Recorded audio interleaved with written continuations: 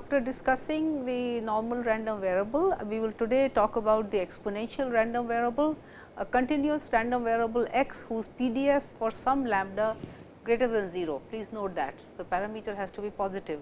Then f x equal to lambda e raised to minus lambda x for x non-negative and 0 otherwise is said to be exponentially distributed or has an exponential distribution, whichever way you want to say it. Okay. So, again we validate that this is a PDF, indeed a PDF. So, it is non-negative, right, since lambda is non-negative. So, therefore, by definition this is non-negative, and the integral from 0 to infinity lambda e raised to minus lambda x dx would be minus lambda upon lambda e raised to minus lambda x 0 to infinity. So, at infinity it is 0, at 0 it is 1. So, and with the minus sign, so minus minus plus. So, this is equal to 1. So, this is indeed a PDF.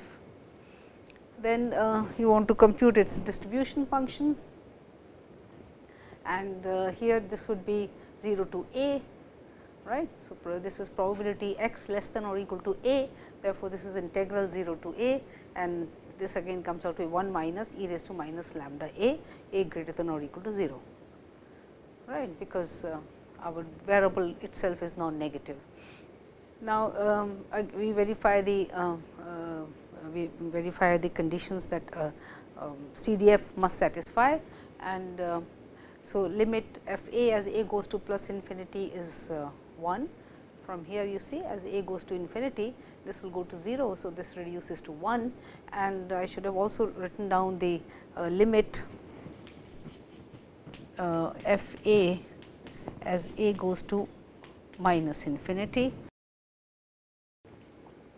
As a goes to minus infinity, see, we have anyway said that x is less than, I mean for x less than 0, there is no mass, and then can I say it from here, if a is less than 0, then of course, this integral is not defined. I mean if a is less than 0, then this integral is 0, or you can argue that this is there is no mass for x less than 0. So, limit f a goes to this is 0. Okay.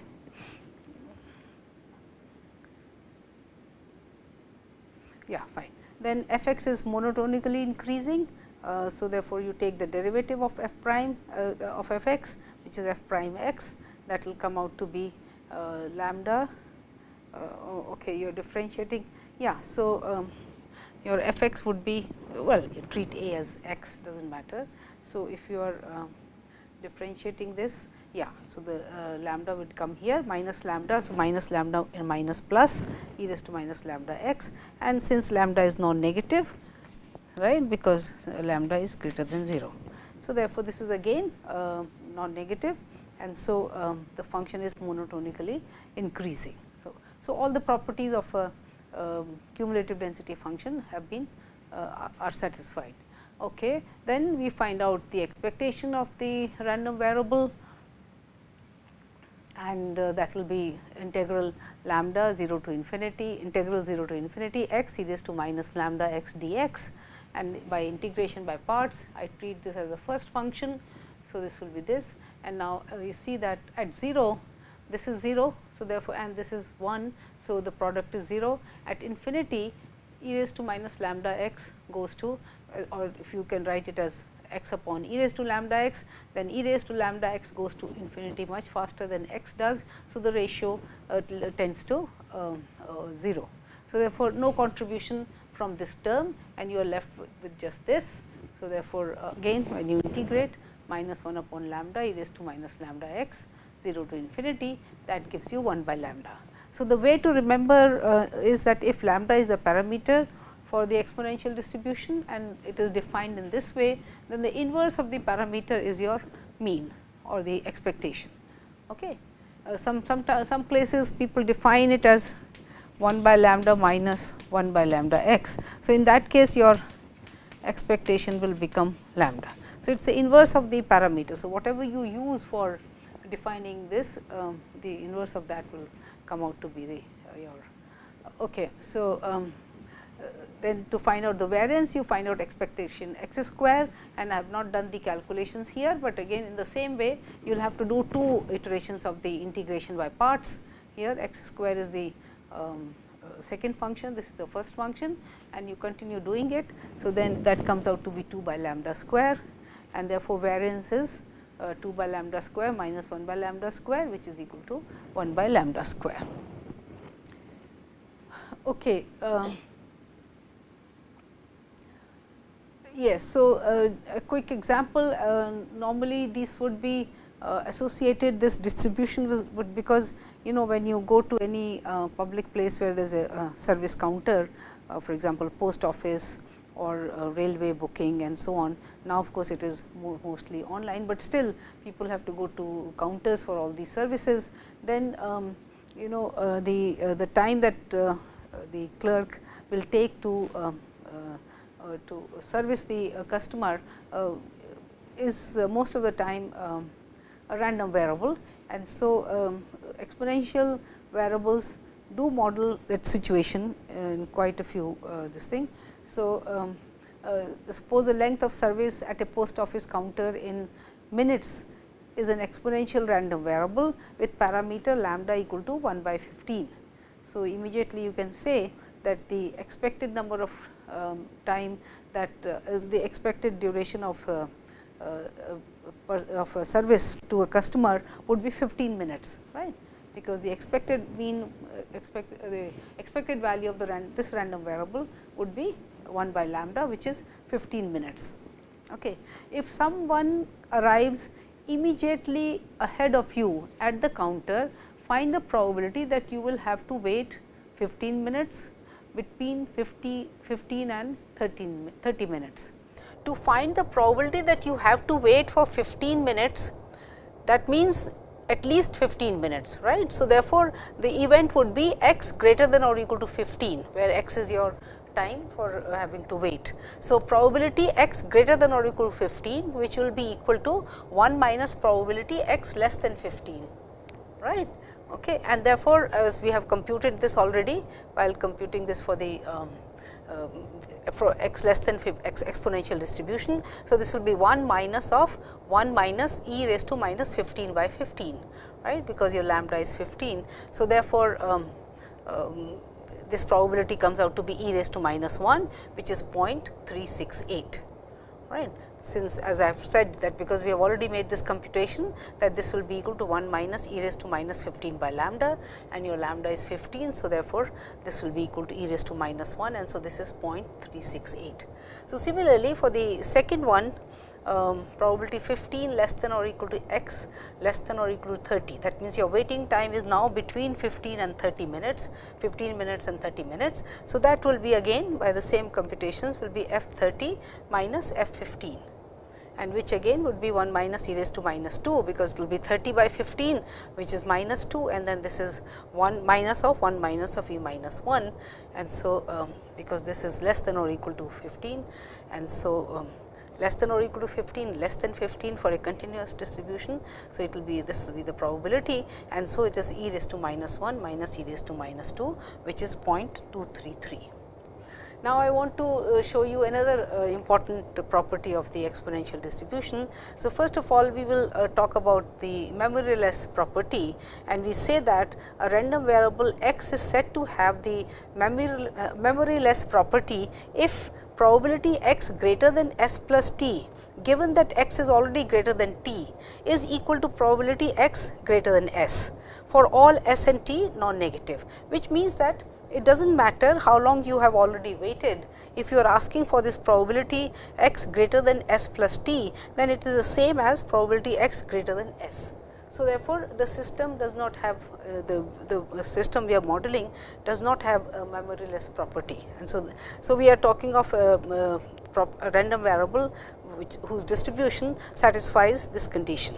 So, now I will show you that the exponential distribution among all continuously distributed random variables or among all continuous PDFs, exponential distribution has the property of being memoryless.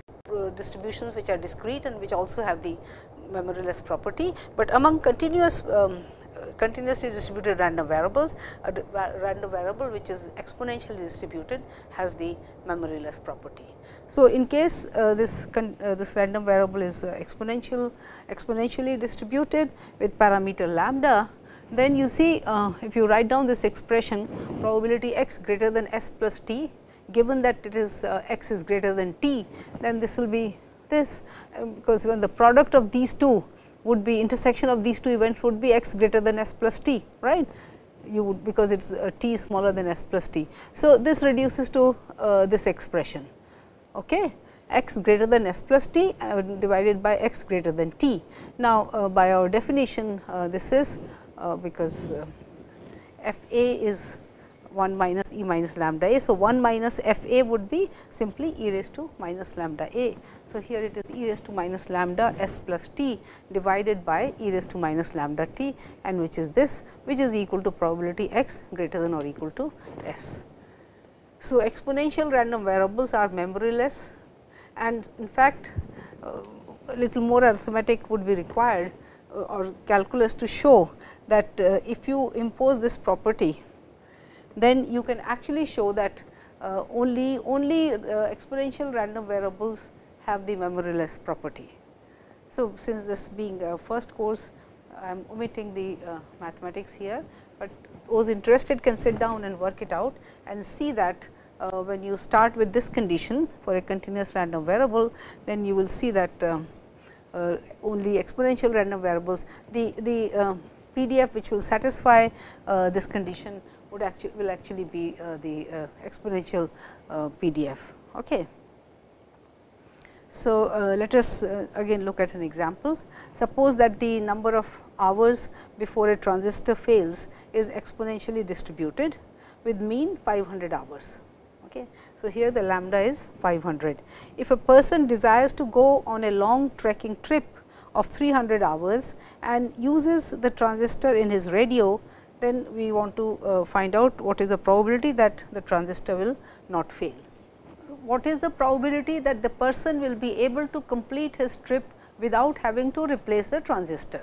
So, he wants that the probability that the transistor will not fail for the 300 hour long trekking trip that he is undertaking. So, let us find out the so the solution is that f x is 1 upon 500 e raised to minus 1 upon 500 x, because in the problem it says that the hours, the lifetime of the transistor is exponentially distributed with mean 500. So, as I was telling you, if the mean is 500, then the parameter will be 1 upon 500. So, therefore, the PDF of the random variable representing the lifetime of the transistor would be given by this, fine, x non-negative. So, therefore, probability x greater than 300 is simply e raised to minus 3 by 5, because it is e raised to minus 300 upon 500, which is e raised to minus 3 by 5, and you can compute this value from the tables or. Okay. So, what can be said when the random variable is not exponentially distributed? In that case, the memoryless property is not there, and so this will be simply a conditional probability in terms of capital F, and so that is it, right. So, you see the advantage of having a random variable which is memoryless. Okay. Now, another thing that is useful and can be again for exponential random variable, it gets quite simplified, and that is the hazard rate function, or sometimes you also call it the failure rate function. Okay. So, if x is the random variable which is representing lifetime of some item, and of course, it is a non-negative variable, and the PDF and the CDF, the PDF is given by small f and CDF by capital F. Then hazard rate function called the failure rate function is denoted by lambda t and is defined as follows. So, lambda t is small f t, that means the PDF divided by 1 minus CDF, right.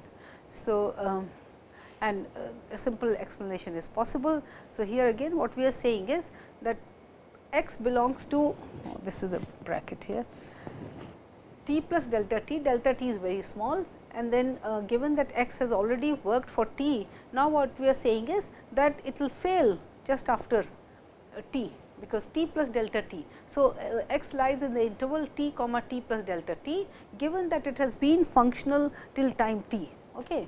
And so, this is a probability x belongs to t comma t plus delta t. Delta t is a positive quantity, very small. So, therefore, when you take the intersection of these two, you get this event divided by probability x greater than t, and so this will be, by our definition, f t plus delta t minus f t divided by 1 minus f t. Okay.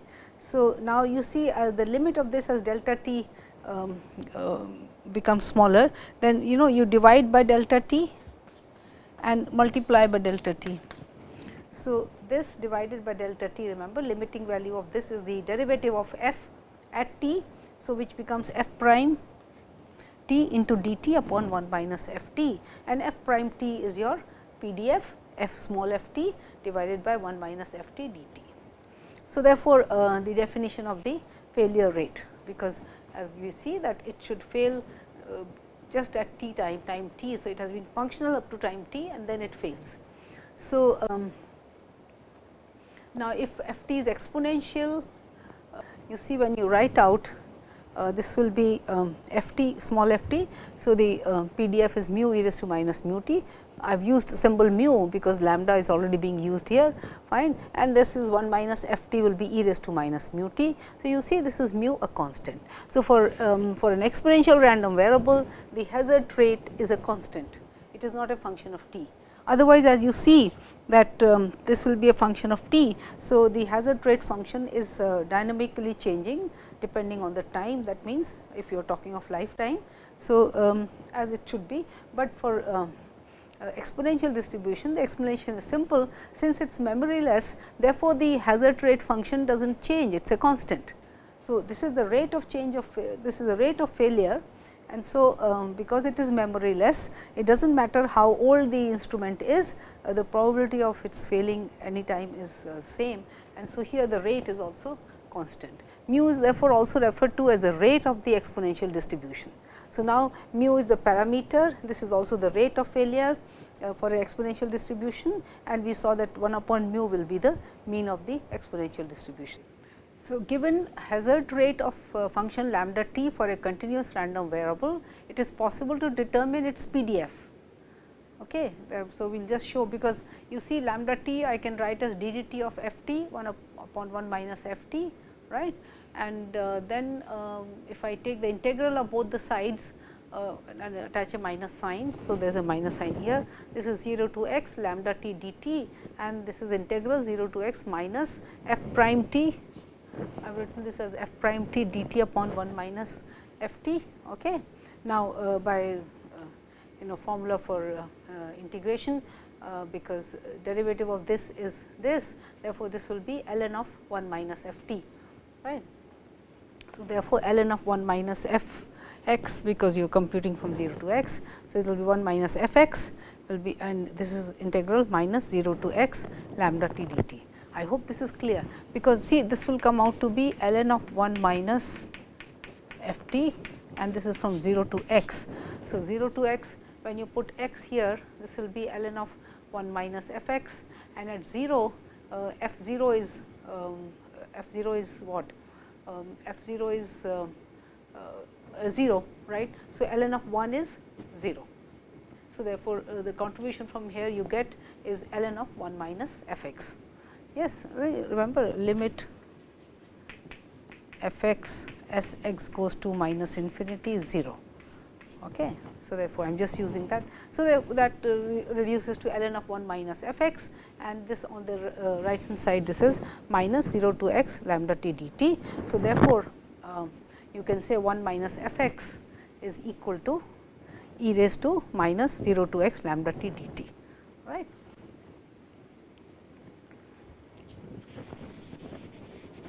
Okay.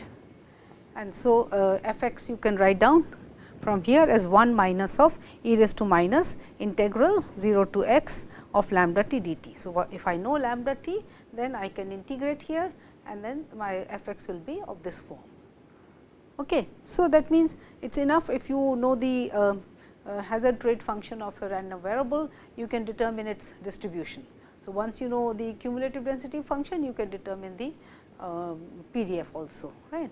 Now, I will just illustrate the concept some more through an example, and this says that see, it is said that the death rate of a smoker is at each stage twice that of a non-smoker.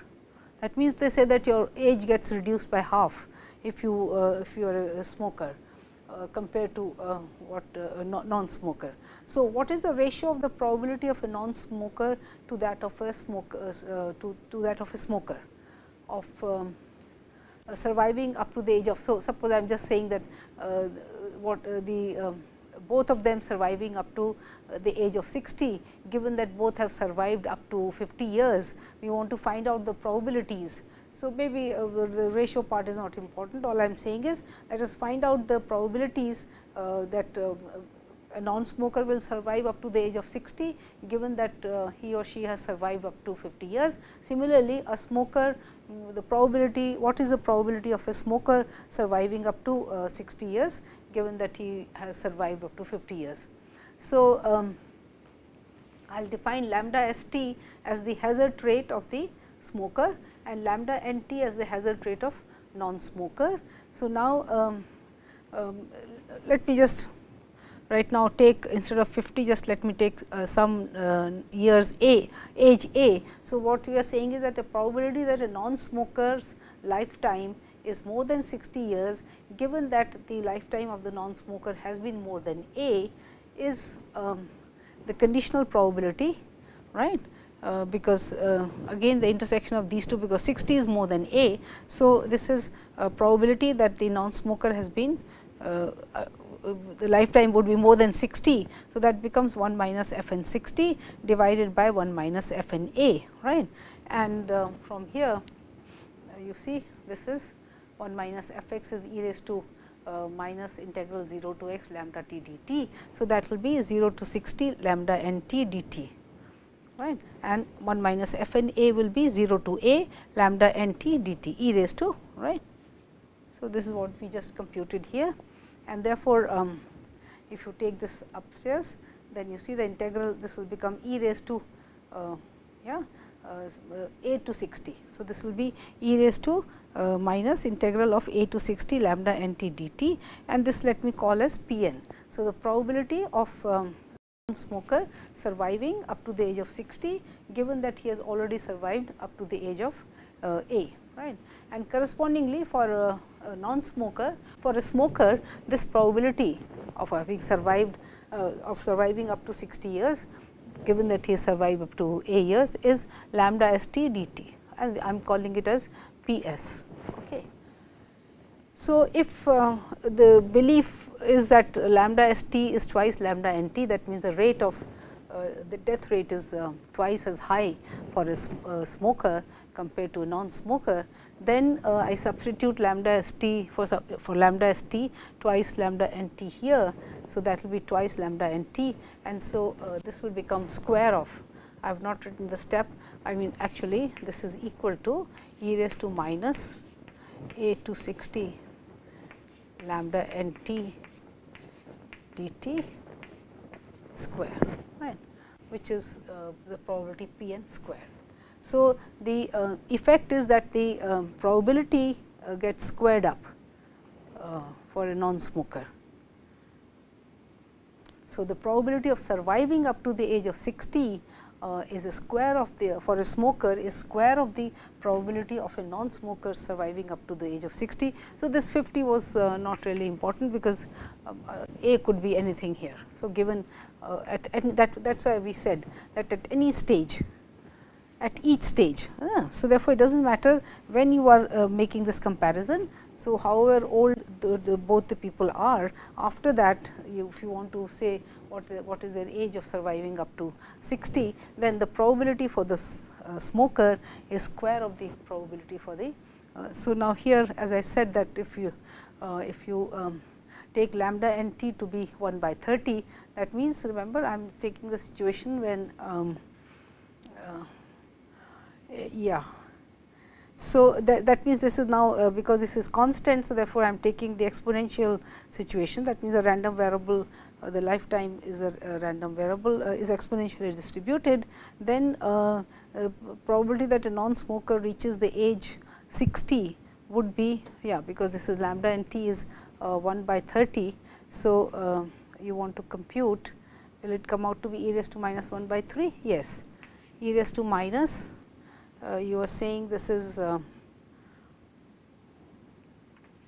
50, 60 and 1 by 30 dt. So, what will that be? 1 by 30 into 10, right. So, this is I mean e raised to minus. So, this is e raised to minus 1 by 3. Okay. So, if it is a constant, that means it corresponds to exponential random variable, and so this is e raised to minus 1 by 3, which turns out to be 0.7165. So, for a non-smoker, and for a smoker it will be the square of this, which will be 0.5134. So, see how fast the probability has reduced because the person is smoking. Okay. So, the probability of a smoker surviving up to the age of 60 is 0.5134, and for a non-smoker it is 0.7165. So, that way one can have many more applications, and as we go along, maybe I have put some problem related to hazard rate function in your exercise 4 also. Okay. Now, we continue with some more special continuous random variables, and the next one is the gamma distribution, and X is said to have gamma distribution with parameters alpha and lambda. Both the parameters have to be positive. PDF is given by this equation. So, f x is lambda e raised to minus lambda x raised to alpha minus 1 upon gamma alpha, and that is why the name. So, this is let me show you the calculation for gamma alpha. So, let us compute the value of gamma alpha for alpha greater than 1. So, therefore, the definition is this is equal to 0 to infinity e raised to minus y raised to alpha minus 1 dy, right. So, integration by parts, and therefore, this will be the derivative here is e raised to minus y should be minus, yes. So, here this is minus e raised to minus y raised to alpha minus 1, 0 to infinity, and then this becomes plus because minus minus is plus. So, therefore, this will be plus 0 to infinity, then derivative of this is alpha minus 1 y raised to alpha minus 2 e raised to minus y dy. Now, let us compute the values at the two limit points at the end points. So, for y equal to 0, see this will be 0 because alpha is greater than 1, and that is why it is important.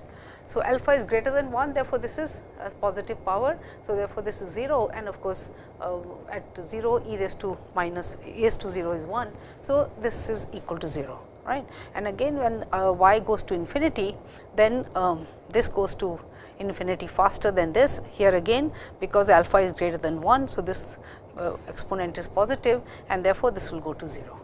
So, therefore, no contribution by this term, and so your integral. So, gamma alpha reduces to just this, which by our notation will be gamma alpha minus 1 should have written, So, therefore, I did not write, So, here iteratively that means this integral will be now alpha minus 1. Okay.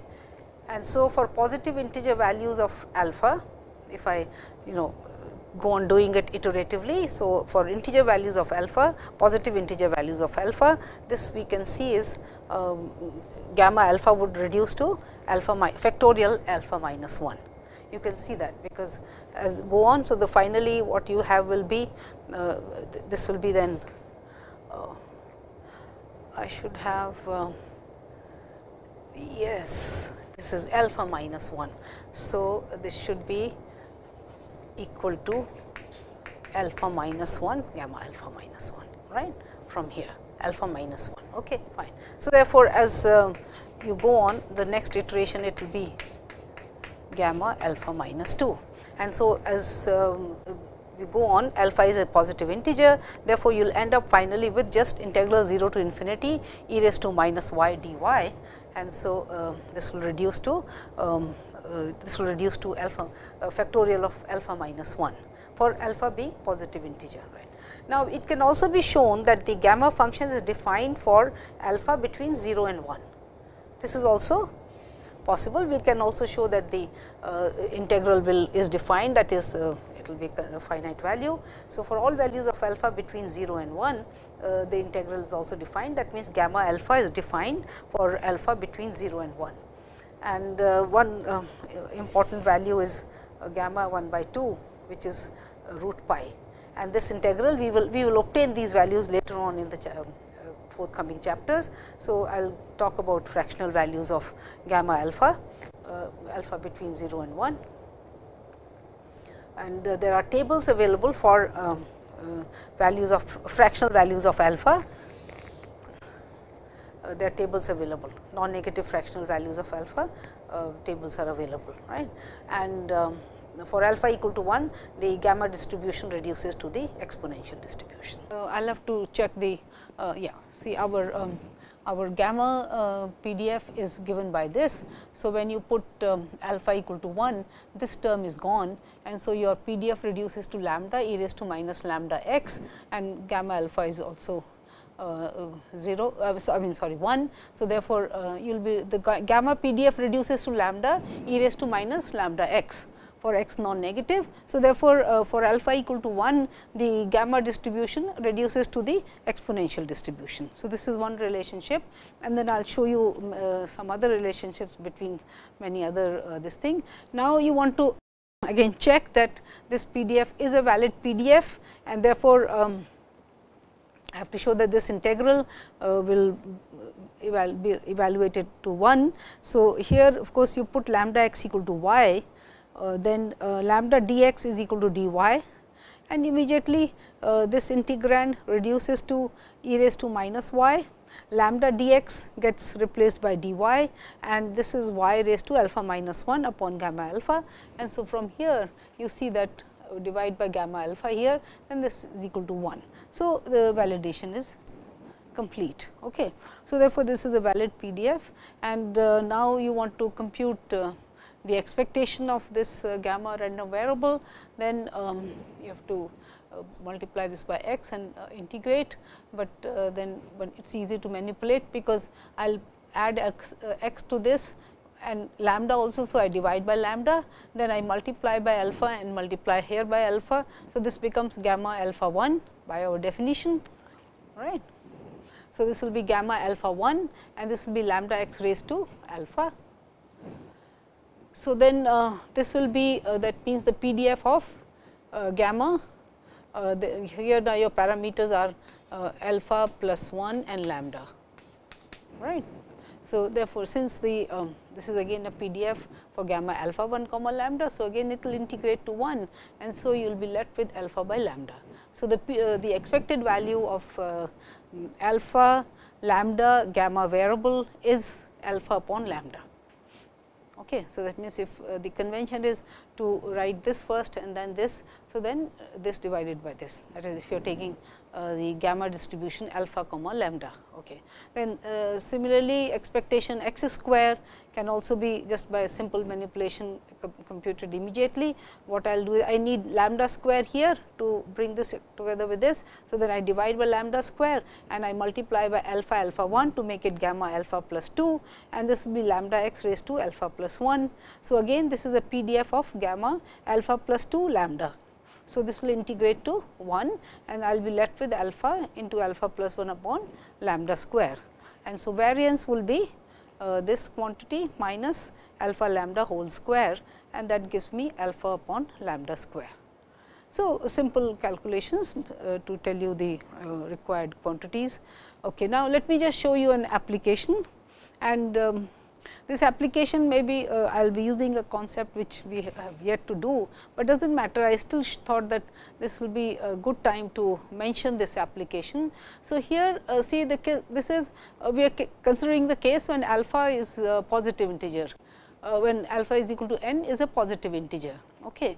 Now, gamma distributions arise as the distribution of the time one has to wait until a total of n events have occurred.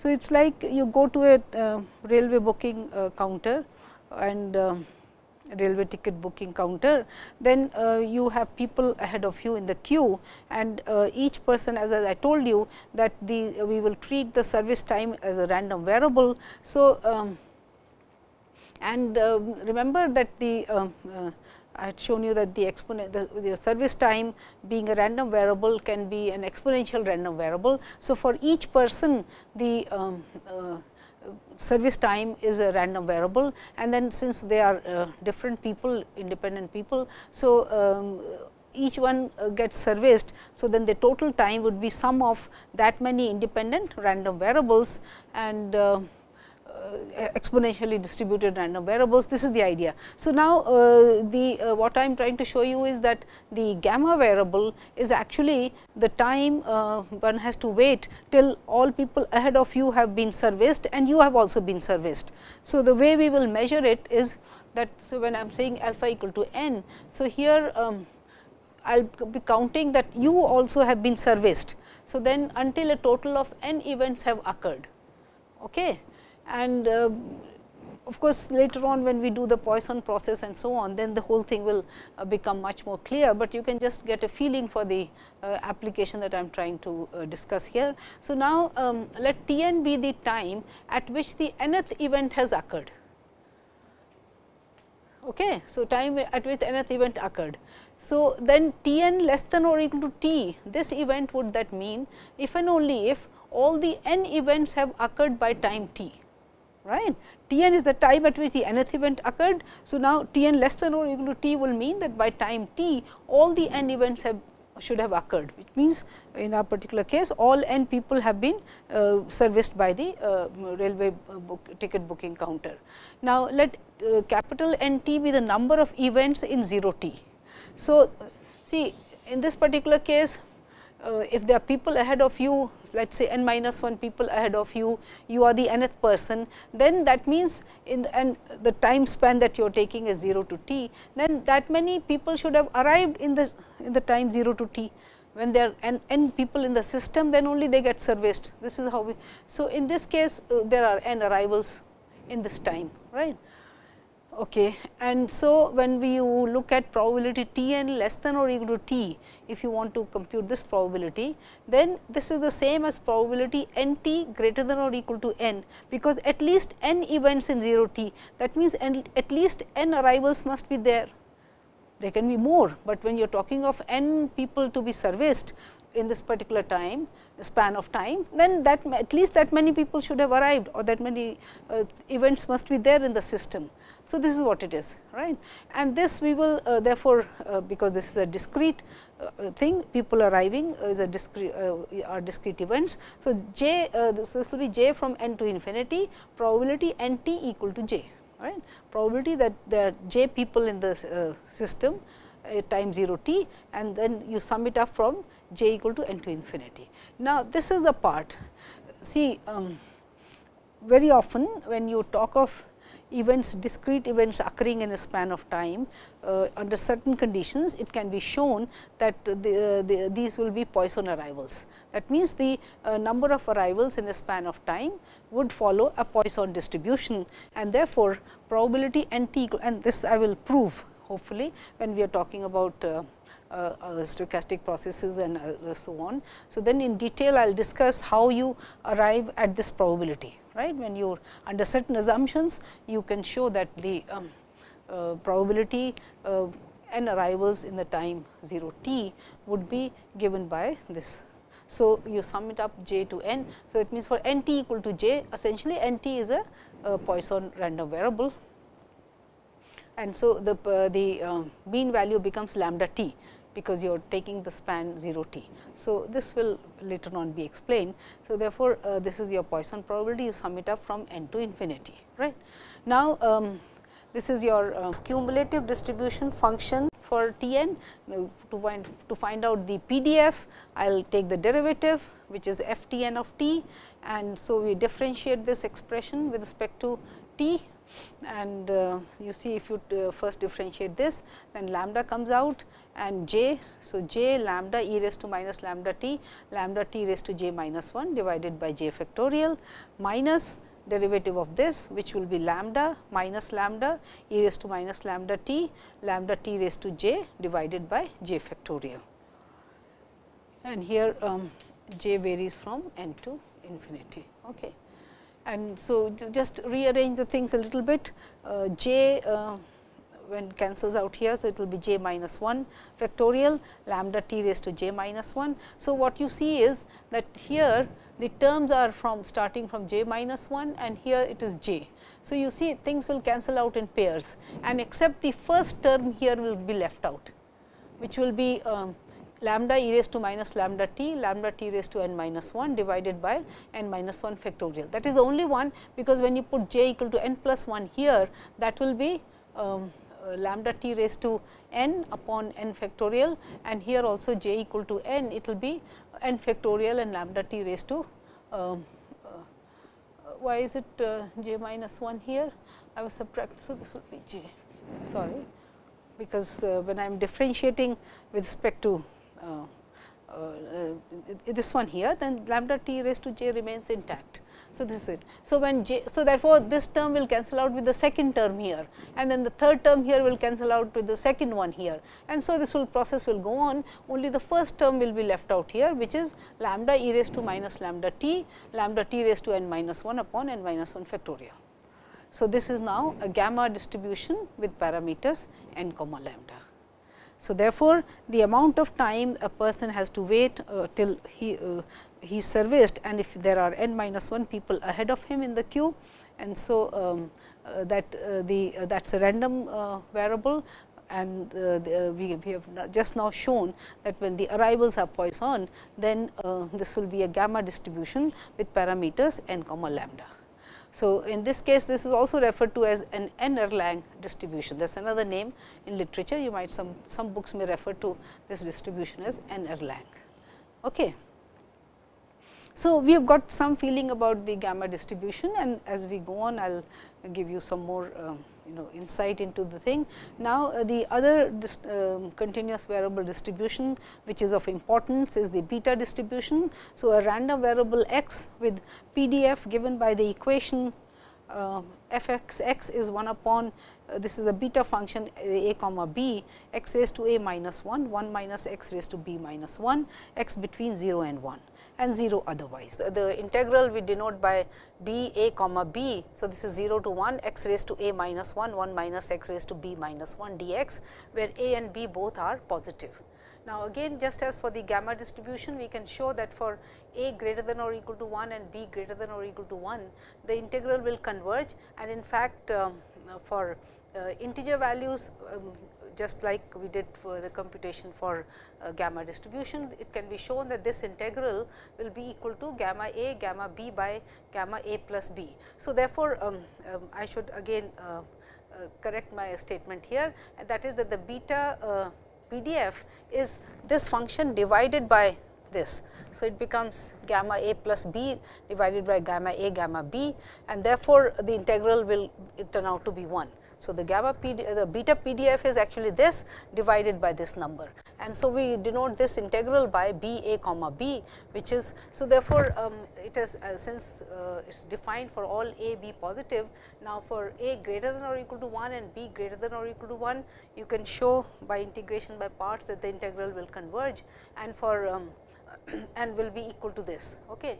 And for fractional values of a and b, also it can be shown that this is defined, the integral is defined, and it is equal to gamma a gamma b upon gamma a plus b. Right. Now, many useful applications of the beta distribution, and in one case is that it models random phenomena whose set of possible values is some finite interval c comma d. So, that means all possible values of this random phenomena occur within a certain interval c comma d.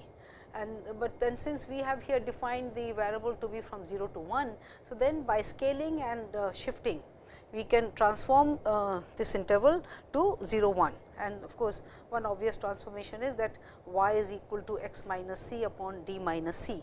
So, then all possible values of x which are within c d will now be. So, the corresponding y variable will have all values between 0 and 1. So, and then we will see further applications of the beta distributions and will compute the other quantities related with the beta distribution. Now, I am just trying to give you pictures of or graphs of this beta distribution for different. So, now when a is equal to b, this graph is symmetric. The graph of the beta function is a PDF is symmetric, and for example, a equal to 3, it will be something like this, and as a becomes bigger, the mass gets concentrated, this the graph becomes narrower, and this is symmetric, right. So, if you draw for a equal to 10, probably it will be something like this, the peak will be higher and so on. Now, for a not equal to b, the graph is asymmetric and skewed towards the left. So, for example, a equal to half, it is almost skewed towards the y axis, and as a increases, again the skewness shifts to the center, and these of course, they are not the graphs are not drawn to scale, but in any case a upon a plus b is equal to 1 by 20. So, in this situation, when suppose a is 6, you can find out what the value of b is, and so on. Now, there are situations, see for example, if you have a big project in which you have lot of jobs, and so of course, a big project will be made up of a number of jobs, and this project may not have been handled completely before. So, there is lot of uncertainty about the job completion times, and as a project manager, he or she has to sometimes have some estimate as to how long it will take for the whole project to be completed, which means that must have a good idea as to how long it will take for each job to be completed. Now, in the absence of any previous experience, because the jobs have not been performed, for example, of course, this is now a very old example, that when they were trying to put a man on the moon, then it was a completely new project, all the jobs that made up the project were all new. So, people had no idea about the how long it will take for the jobs to be completed, but certainly there is a certain finite span. And then of course, you do not expect, just like as for the normal distribution, for example, it is a symmetric distribution, but then here there was no reason to believe that the completion time distributions will be symmetric. So, therefore, beta distributions fitted the bill very well, because here was a distribution which has a finite span, and even though it is a continuous distribution, and then it was not symmetric, so and so on. So, then huge projects were then the time estimations were made using beta distributions. So, interesting applications, right. So, where job completion times are not predictable, you have no idea. Then again, by integration by parts, you can show that expected value of x is a upon a plus b, and variance x will be a b upon a plus b into a plus b plus 1. Okay, so, beta distributions again, if one gets time, one can talk about, I can give you an idea how the time estimates are done using beta distributions. Okay. Now, as we go along, we also need to keep coming back to distributions of function of a random variable, and I will just do some sample functions here, and then try to give you a general result. So, let us say suppose x is uniform 0 1, then that means x is taking non-negative values. Then if you define the function y equal to x raised to n, then obviously x raised to n will also remain in the interval 0 to 1. That means, the range for y is between 0 and 1.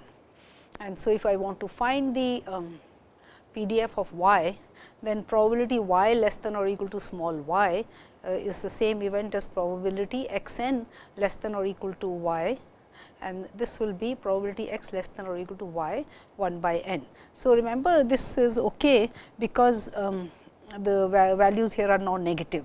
So, this is the same as this inequality. the nth root, right. And now, if you differentiate both sides, this will give you the PDF of y, and here when you differentiate this, this will give you the PDF, because this is now f x, right. This side is f x y 1 by n. So, you are differentiating with respect to y, and so this is f x y raised to 1 by n into the derivative of y 1 by n, which is 1 by n y raised to 1 by n minus 1, and y between 0 and 1. So, but for a uniform random variable, this is equal to 1, right, and therefore, the PDF of y reduces to 1 by n y raised to 1 by n minus 1, when y is between 0 and 1 and 0 otherwise. Okay. Take another function. So, now when you take the function y equal to x square, in this case you are not saying that x can only take non-negative values, x can take negative values also. Then you see, when you write down this event probability y less than or equal to small y, which is probability x square less than or equal to y, then this will be then equal to this event, that capital X is between minus root y and plus root y. Because I did not, if I had sort of put the restriction that x has to be non-negative, then obviously this it would have been just this part would not have been there. But since I am allowing x to take all positive negative values, therefore, this will be equal to this event, right. And so, by again our this thing writing down in terms of the cumulative density function, this will be f x root y minus f x of minus root y. Okay. And then, so we differentiate again with respect to y, and d dy f y y is so here this will be f x root y, and then the derivative of root y, which will be 1 upon 2 under root y. Okay. This is x, and plus f x minus root y. So, the minus will become plus, because there is a minus coming from here, there is a minus here already. So, plus f x of minus root y into 1 upon 2 root y. Okay.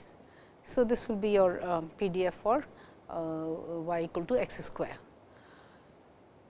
Now, the third kind of function that I am looking at here is y equal to mod x. So, x has a PDF f x, then here, and so in this case y will have non-negative values, even though x has negative values, right. So, we write down the event probability y less than or equal to small y. This is probability mod x less than or equal to y, which again can be written as x between minus y and y, right. Because the absolute value has to be less than y is a positive number. So, therefore, in magnitude the value x, even if it is negative, it has to be higher than minus y, right.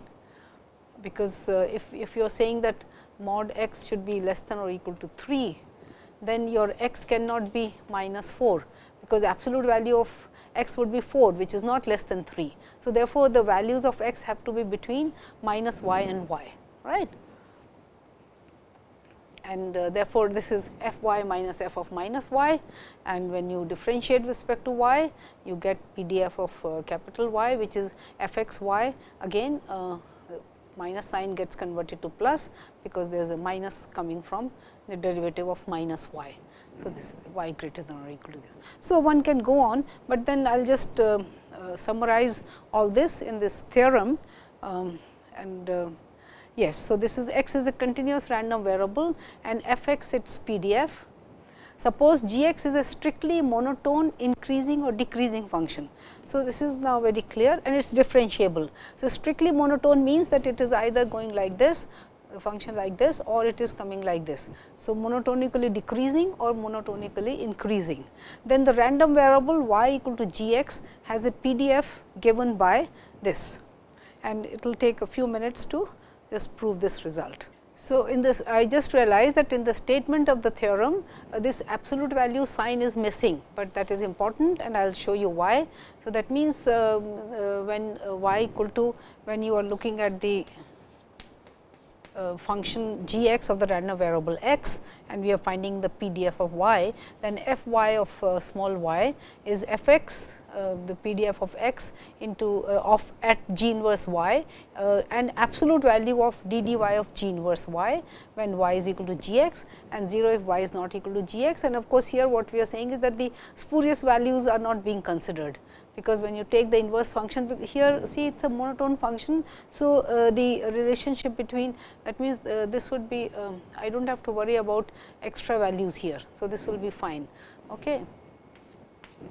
So, now let us look at the proof of the theorem.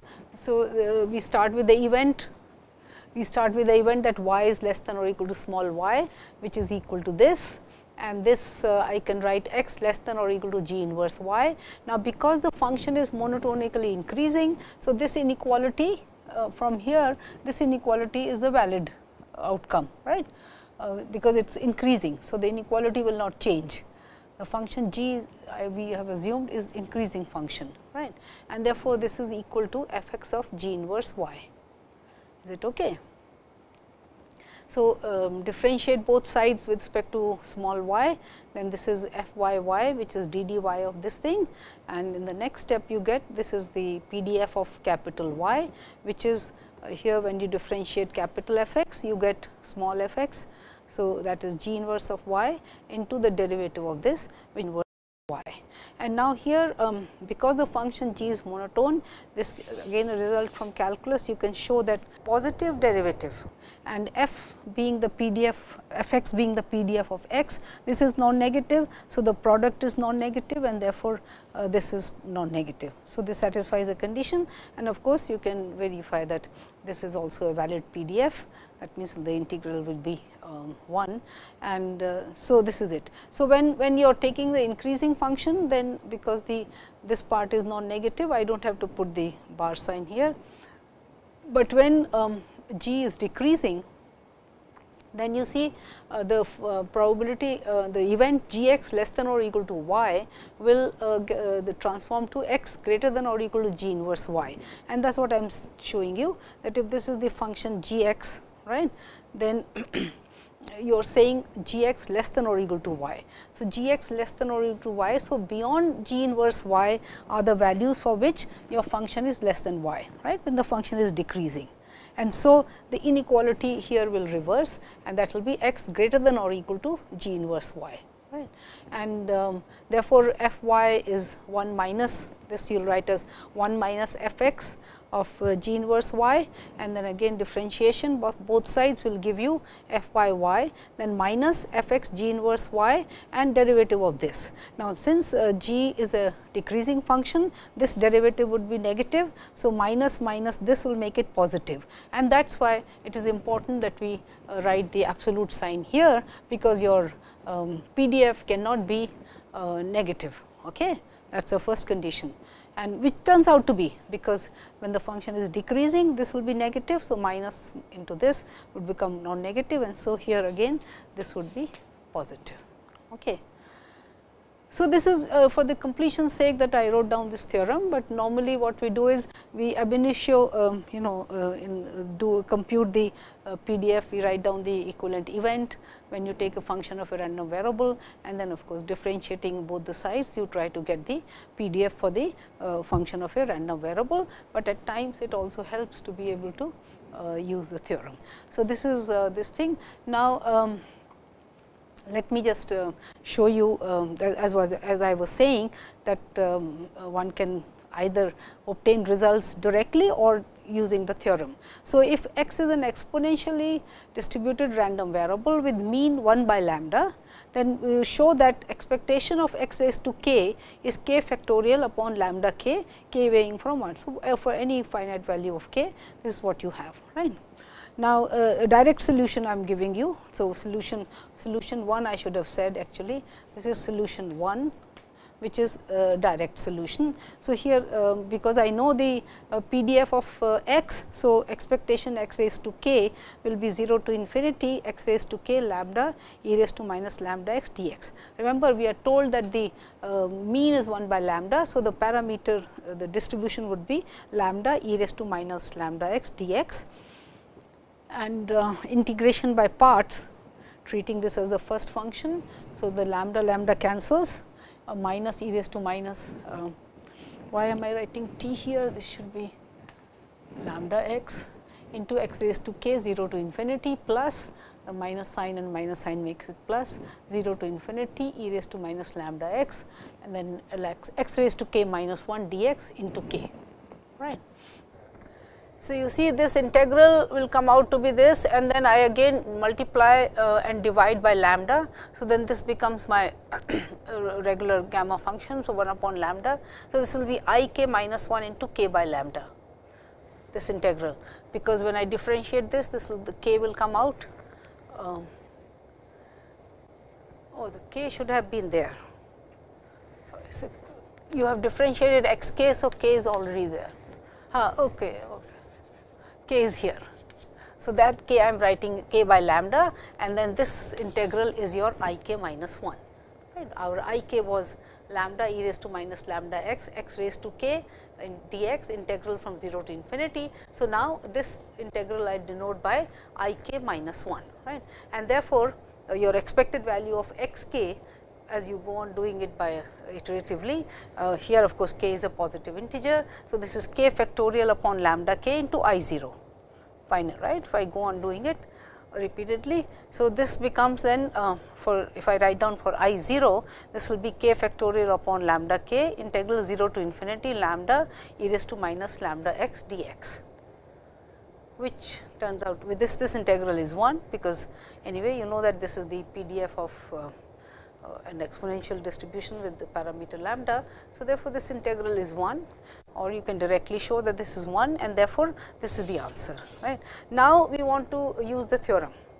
So, using the theorem that is that you compute the PDF of the random variable x raised to k. That means, I compute the PDF of the function of the random variable, and then through that route I try to compute the expected value. So, if I define my y as x raised to k, then I am trying to compute y less than or equal to small y, which is probability x raised to k less than or equal to y, which is then x, because everything is non-negative. So, therefore, the inequality will be converted to this, that is x less than or equal to y raised to 1 by k, and then f y y, that is the PDF of y now will be f x of y raised to 1 by k into 1 by k y raised to 1 by k minus 1, right, because this I will be writing this as f x of y 1 by k, right. And so, E y will therefore be 0 to infinity y into f y y, which is f y y dy, which I substitute for f y y in terms of f x. So, this will be 0 to infinity y lambda e raised to minus lambda y raised to 1 by k y raised to 1 by k minus 1 dy. Okay. And so, E y. So, now here I can put y raised to 1 by k as s. So, then 1 by k y raised to 1 by k minus 1 dy is ds. So, this whole thing goes to ds, and so I have now here s raised to k, right, because y will be s raised to k and lambda e raised to minus lambda s ds. And this is now we recognize that if I take lambda, divide by lambda raised to k and combine lambda here. So, lambda s raised to k, and so this is your gamma PDF, and therefore, not PDF in the sense that I must have here gamma k plus 1. So, therefore, this integral will therefore be equal to, this integral will be equal to gamma of k plus 1 and then divided by lambda k. So, that is another way of, and since this is an integer, k is an integer, positive integer. So, this will be k factorial upon lambda k, which we got here also. So, you know whichever is convenient, one can try to get the result either way.